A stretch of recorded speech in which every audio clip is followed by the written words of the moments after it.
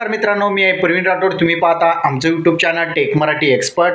तर मित्रांनो, मुख्यमंत्री लाडकी बहीण योजनेअंतर्गत तुम्हाला जर 3,000 रुपये आलेले नसेल तर कधी मिळणार, आजच्या व्हिडिओमध्ये मी तुम्हाला सांगणार आहे. मुख्यमंत्री लाडकी बहीण योजनेअंतर्गत दिवाळी बोनस, ज्यामध्ये ऑक्टोबर महिन्यांचा हप्ता आणि नोव्हेंबर महिन्यांचा हप्ता हे 2 हप्ते राज्य सरकारमार्फत वाटप करण्यास सुरुवात झालेली.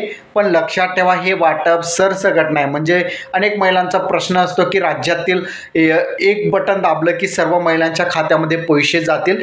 तसं होत नाही, कारण की जे पैसे आहेत 30 ते 40 लाख महिलांच्याच खात्यामध्ये दररोज हे पैसे ट्रान्सफर केले जात आहे.